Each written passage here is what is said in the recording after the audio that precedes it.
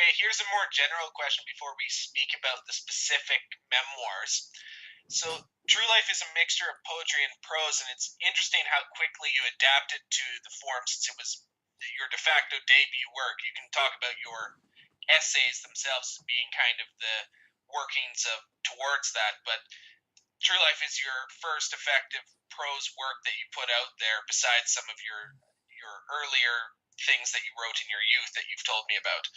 But why do you think that there's such a struggle between transitioning between the two forms? And I want you to kind of get into the technical side, perhaps why, between poets that can't write prose like Sylvia Plath and Rainer Maria Rilke, and then also prosists who can't write poetry like Herman Melville and Reynolds Bryce, and also why, on a more interesting level, how sometimes the proem they're able to get inside of. Rainer Maria Rilke and Reynolds Bryce are great with proems, but they cannot make the leap to the next form. That's probably, I mean, it's like comparing poetry and prose, I guess, and this is inexact, is sort of like comparing silent film to talkie films or radio to television. Their poetry is about the moment. Poetry is being a good photographer. Prose is being a filmmaker, making a series of things. Poetry, the best poetry, certainly the best lyric poetry, has implied narrative. You can, there are a few narrative poems that I've done, but generally speaking, narrative poetry, even going back to the Iliad and the Odyssey, is really just gussied up prose. They didn't even have the idea, though, of what prose was. Prose was just how people communicated. Oh, I want some barley. When they went to the market. Prose was how they thought human beings had to speak to make art. It wasn't until modernism came along, really, truly, that put a final dagger in it. It had taken a couple of 100 years up to modernism to do that. So people had this mental divide that to be an artist you had to write poetry. Everything else was of a lesser form. And you look at something like I don't know if you've ever read Cervantes' Don Quixote. Quixote, probably a few hundred years earlier, would have probably been a poem, but you see the way the humor is used. Humor was almost never used in poetry. In fact, before Cervantes and before Shakespeare, everything was dramatic. So I think there's just a cultural hangover that a lot of people had this idea that they are somehow separate, which technically they are, but also that if you look at someone like Sylvia Plath, she was someone who was writing about the way, I mean, she was in a sense manifesting part of her brain's dysfunction in her poetry, and she could only do this in sustained little bursts, which would be these sort of violent little outbursts. If you ever see films from 1960s television shows when psychedelic bands would be playing, you'd see little splotches on the TV screen, like lava lamps and little flowers going around. This is the way a poet like Plath would see things. Imagine a mirror being cracked. There's Plath looking at the 20 or 30 images of herself in the cracked pieces. If you look at The Bell Jar, which is a horrendous novel, it's bad. People say Sylvia Plath, novelist and poet. No, she was a poet. She wasn't a novelist. Yes, she wrote a terrible novel. Writing a terrible novel doesn't make one a novelist. Just like, Jessica has always said, walking down your driveway to get the mail from your mailbox doesn't make you an athlete. That's about the same kind of level of comparison. But she couldn't sustain things. Walt Whitman is another one. If you look at like his Specimen Days writings, which are basically these essays about things. Well, Rainer Maria Rilke, who wrote absolute dog shit intellectually and philosophically in his Letters to a Young Poet and other crap. Well, Walt Whitman is an interesting case. Even his essaic writings were filled with terrible prose, and it's like he just couldn't make the transition in any way, and it would kind of have poetic devices in his prose that do not work in a sustained narrative like that in any way. Like they work so well in his poetry. Yeah, and another good example is Eugene O'Neill. Eugene O'Neill's poetry is bad. Thomas Hardy is often claimed to have been a great prose writer and a great poet. I've only read some major portions. Well, no, I did read one of his books in high school. I forget which one. It didn't stick with me. I've read portions of some of his other novels. It's good, rather turgid prose. It's not high. It's not. He's not one of the great novelists. And as a poet, he's generally a bad poet. There's 2 or 3 dozen of his poems that show. I mean, Hardy's a poet who's at best, if I grant him mediocrity, but I admire Hardy for at least trying. You look at Hardy, he was trying a lot of different forms for his day, especially before the modernists. He just didn't have the talent. He just didn't have the poetic talent to do it. I know when I would write poetry and I'd want to look at some interesting poems, I'd look at some Thomas Hardy poetry and I'd like, oh, it's interesting the way he does this, or he used this form, and why, or whatnot. But I would cringe at some of his word choices because he wasn't naturally poetic. It's telling to say though that fucking idiot Donald Hall claims that Hardy was the greatest poet in the English language. Now that's sort of like being called the greatest humanitarian by Joseph Stalin, but it's it's just absurd. But I just think there's, it's the difference between being able to focus in intensely on a moment and do something, which is mostly poetry and lyric poetry, and to be able to sit back and say, watch the things pass by, shuttle by, and to have extended narratives. Most people, for whatever reasons, cannot do that. I guess you could argue that it may be the difference between the male and the female. Poetry is much more masculine in that sense. Poetry is about the moment, going in for the kill, masculine. I have to seize the moment. Women are more passive in that sense. They sit back, and you would think that this would make poetry, or rather prose, the form that women would dominate. And it's odd that, generally speaking, they don't. Now, you can talk about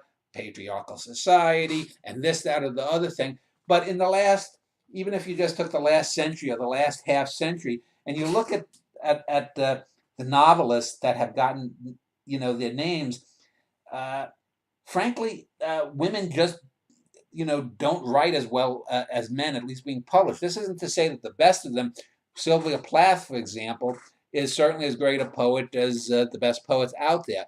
But I'd be hard pressed. I mean, Willa Cather comes to mind in English. Maybe there's some women in other languages, but Willa Cather comes to mind in English as a novelist that wrote some 3 or 4 very good books. Arguably, you could argue maybe some greatness in some moments. I don't think she was a great overall prose writer. You look at someone like George Eliot, who's actually a female, if you don't know. My mother loved Silas Marner. I remember my mom telling me that. But they're creaky. You look at that, it's ridiculous. I'll give you an example. Betty Smith had one sustained great novel in The Tree Grows in Brooklyn, but her other stuff doesn't match it. Right, but let me tell you, people talk about Elizabeth Barrett Browning and Sonnets from the Portuguese. Elizabeth Barrett Browning, she had her poem in verse, which eludes me. Good thing I have this up here. Aurora Lee. Yeah.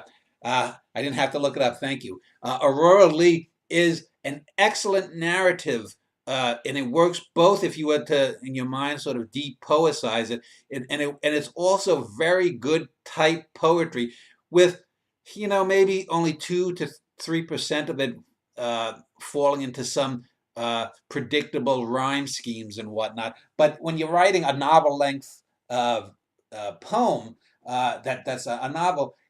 That's easily forgivable, especially given the tenor of the day, which is why I say Elizabeth Barrett Browning, for example, far greater writer than Robert Browning. There's no comparing the Brownings. Elizabeth Barrett Browning was the shit. Robert Browning was just shit. Generally speaking, he had another couple that's a good example is Percy Shelley and what's her name, Mary Shelley.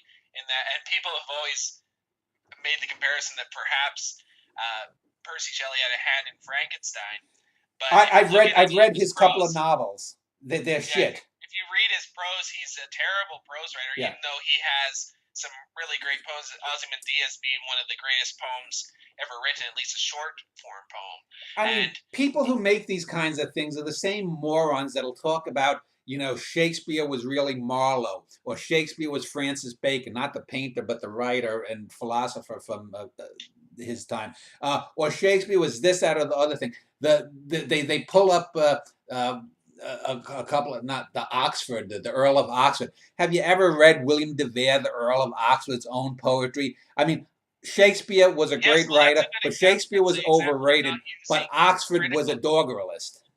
That's an example of not using critical insight when they posit all these names that Shakespeare could be, because even in Shakespeare's shit, there's a uniformity to his shit, and there's great moments in all of his plays, or at least good moments.